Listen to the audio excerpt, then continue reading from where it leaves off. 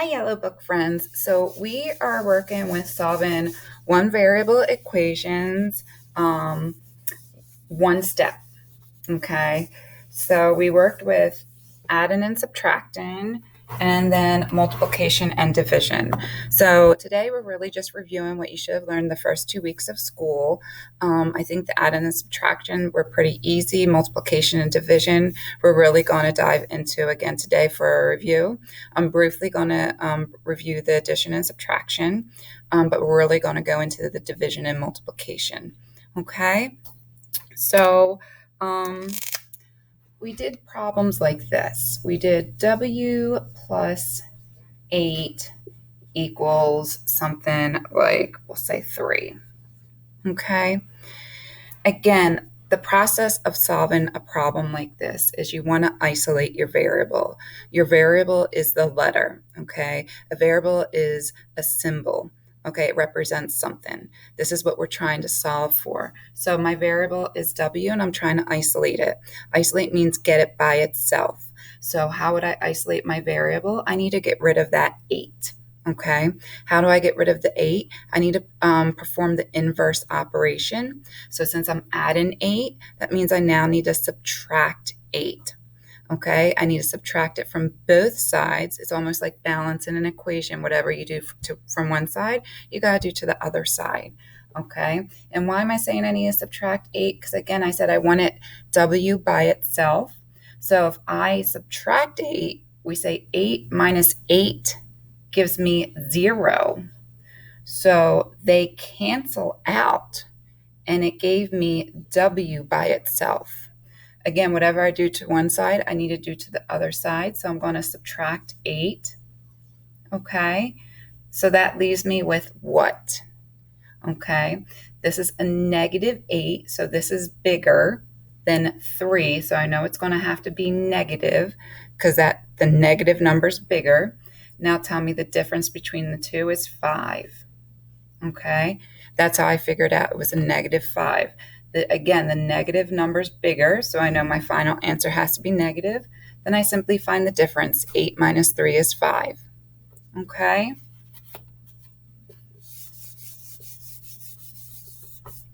We'll try one with addition. So we'll say A plus 2 equals 3. So again, I want to isolate my variable. In order to isolate my variable, I need to get rid of this plus 2. The only way to get rid of the plus 2 is to perform the inverse operation. So the inverse of adding is subtracting. So I'm going to subtract 2. 2 minus 2 gives me 0. So they cancel out on that side, which is what I want to do because I want A by itself. So now I have A equals, whatever I do to one side, I need to do to the other side. So I'm going to subtract 2. 3 minus 2 gives me 1. So A equals 1. Okay. Good practice is to plug in and see if it works. If it doesn't work, then you did something wrong and you should try again. So what I mean by plugging in is I'm going to plug in 1 for A and see if it's a true statement. So I'm going to say 1 plus 2 equals 3. Is that true? So 1 plus 2 is 3. 3 equals 3. Check. That's correct. I know I did the problem correctly. I solved it correctly. Okay. All right, let's get to the hard stuff.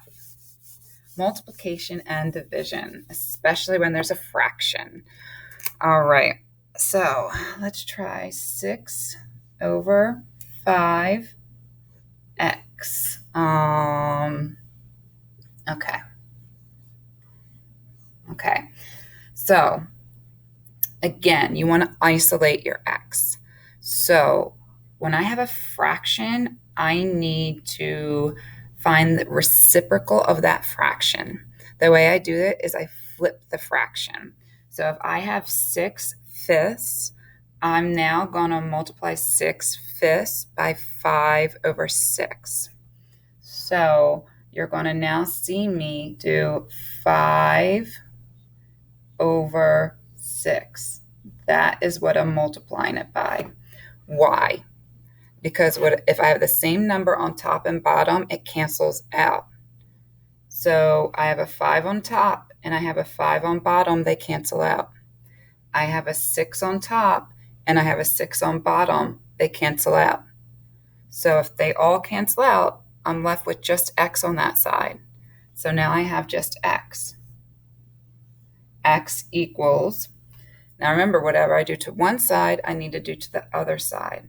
So I multiplied by 5 over 6. So on this side, which is multiplying by the reciprocal, I need to multiply by 5 over 6.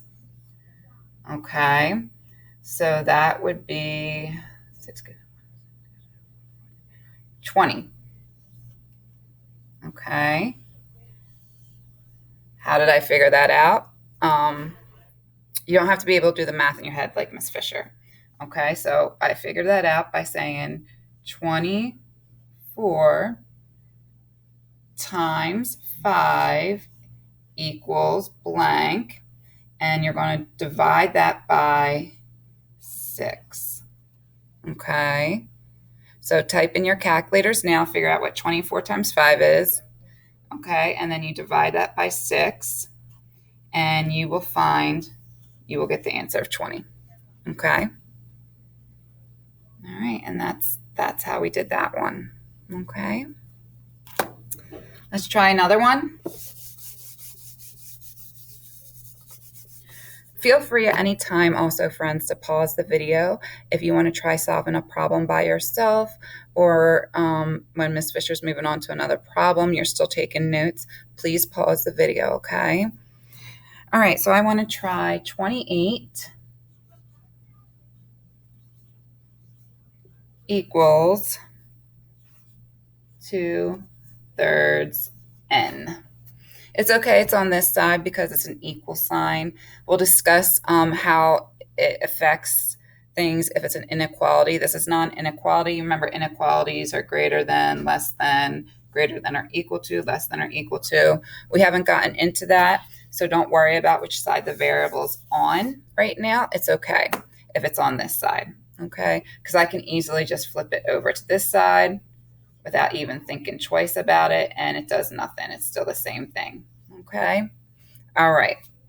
So again, what you want to do is you're going to want to multiply by the reciprocal. So remember, multiplying by the reciprocal is you flip the fraction, okay? So 2/3 becomes 3/2, okay? 3/2. I did that because whatever I do to one side, I need to do to the other side. So remember, if you have a number on top and you have the same number on bottom, they cancel out. So 2's on top, 2's on bottom, they cancel out. So this whole thing's gone now, and I'm left with just n on this side, which is what we want because we're trying to solve for n. We're trying to isolate that variable. So now, what do I do over here? So you're going to say, okay, so you're going to say 28 times 3 divided by 2. If you want to take a second, you can do that in your calculator, but I think that's 42, right?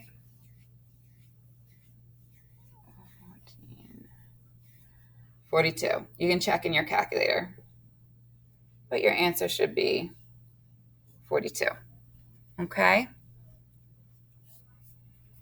All right.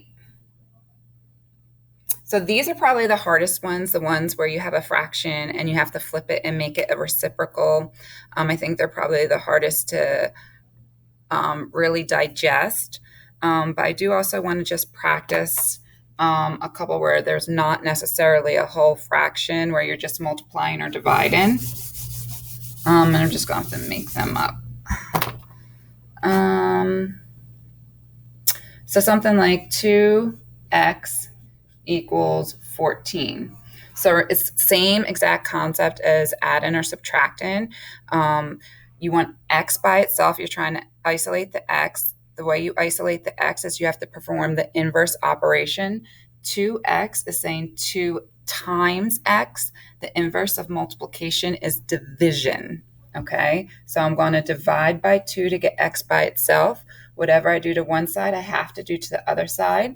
You have to balance it. It's like balancing an equation.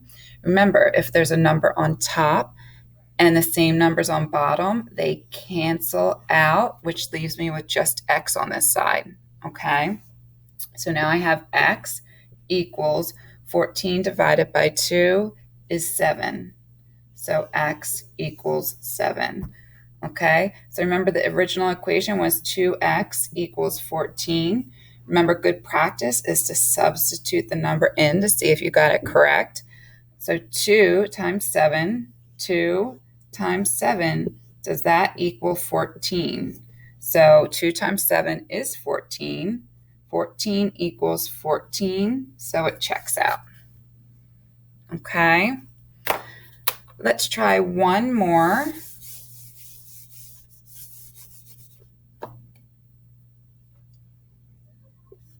X divided by 3 equals 10.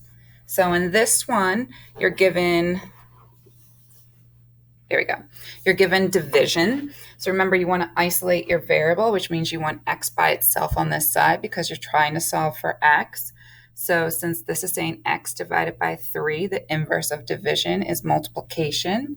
So I'm going to multiply this side by 3.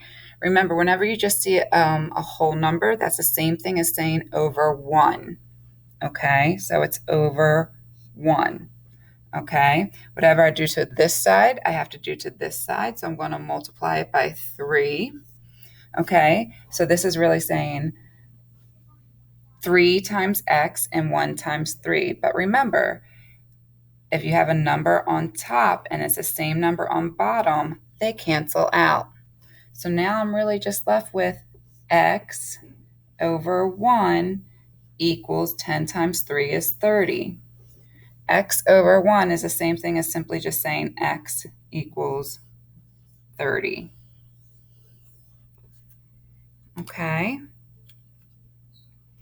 So that's it as far as solving for one variable equation. Okay.